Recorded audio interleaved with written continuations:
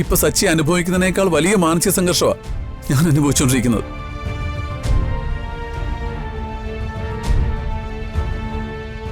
അതിന് അർച്ചനെ പറഞ്ഞൊന്ന് കൺവിൻസ് ചെയ്യാൻ എനിക്ക് കുറച്ച് സമയം കൂടി വേണം. സച്ചി പറഞ്ഞല്ലോ സച്ചി യാചകനല്ല എന്ന്. അല്ല, പക്ഷേ ഞാനിപ്പോ സച്ചിയുടെ മുമ്പിൽ ഒരു യാചക വേഷം കിട്ടി നിൽക്കുക. ദയവ് ചെയ്ത് എന്റെ കുടുംബം തകർക്കരുത് പ്ലീസ്. അപ്പോ എന്റെ ജീവിതം സ്വന്തം ഭാര്യ ഒരു അന്യപുരുഷനോടൊപ്പം അയാളുടെ ഭാര്യയായിട്ട് കൺമുന്നിൽ ജീവിക്കുന്ന കാണുമ്പോ ഭ്രാന്ത് പിടിക്കുന്ന എന്റെ അവസ്ഥ നിങ്ങൾക്ക് പറഞ്ഞാൽ മനസ്സിലാവില്ല.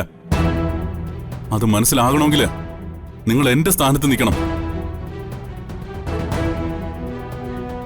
എനിക്കറിയാം. നിങ്ങൾക്കൊന്നും അറിയില്ല. ഇനി നിങ്ങളൊന്നും ചെയ്യണ്ട.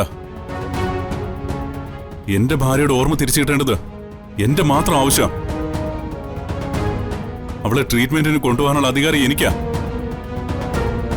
അത് ഞാൻ ചെയ്തോളാം. നിങ്ങൾ അവളെ എനിക്ക് വിട്ടുതന്നാൽ മാത്രം മതി. നിങ്ങൾക്ക് സംസാരിക്കാൻ ബുദ്ധിമുട്ടാണെങ്കിൽ ഞാൻ എന്റെ അർച്ചനോട് സംസാരിക്കാം. അതും അല്ലെങ്കിൽ എന്നെ കൂടാതെ വേറെ ഒരുപാട് ആൾക്കാരുണ്ട്. മകളുടെ തിരിച്ചുവരവിന് വേണ്ടി ദിവസവും കണ്ണീരോടെ കാത്തിരിക്കുന്ന ഒരമ്മയുണ്ട്. അവൾക്ക് സഹോദരങ്ങളുണ്ട്, കുടുംബമുണ്ട്. അവർ സംസാരിച്ചോളും. അർച്ചന നിങ്ങളുടെ കൂടെ ഉണ്ടെന്ന് അവരറിഞ്ഞാലുള്ള അവസ്ഥ നിങ്ങൾക്ക് അറിയാലോ.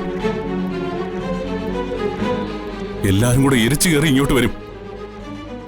അവരെ നിയന്ത്രിക്കാൻ എനിക്ക് പറ്റില്ല.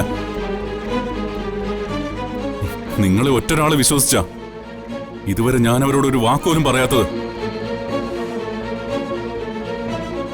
ഇനിയും കാത്തിരിക്കാൻ എനിക്ക് പറ്റില്ല. തകർച്ചയുടെ നെല്ലിപ്പലകല ഞാൻ നിൽക്കുന്നേ.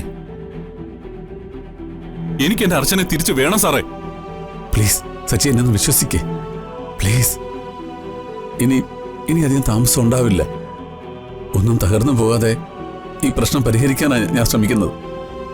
അത് സച്ചി ഒന്ന് മനസ്സിലാക്കണം. ദയവ് ചെയ്ത് സച്ചി ഇപ്പൊ ഒന്ന് പോകണം പ്ലീസ്. പിന്നെ ഇവിടെ ഇപ്പൊ സച്ചി ഒരു പ്രശ്നം ഉണ്ടാക്കിയ അർച്ചന എങ്ങനെ പ്രതികരിക്കുമെന്ന് നമുക്കിപ്പോ പറയാൻ പറ്റില്ല സച്ചി. അർച്ചനയെ ഞാൻ പറഞ്ഞ് മനസ്സിലാക്കാം. എനിക്ക് ഒരല്പം സാവകാശം തന്നാൽ മാത്രം മതി. അർച്ചനയെ ഞാൻ തിരിച്ചു തരും പ്ലീസ് സച്ചി.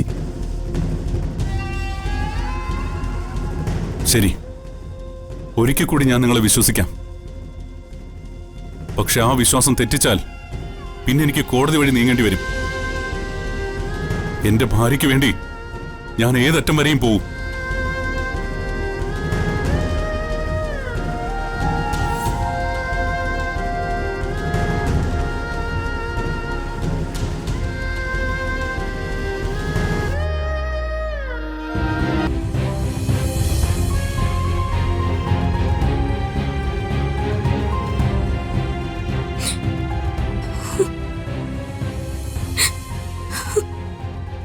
ഈശ്വര,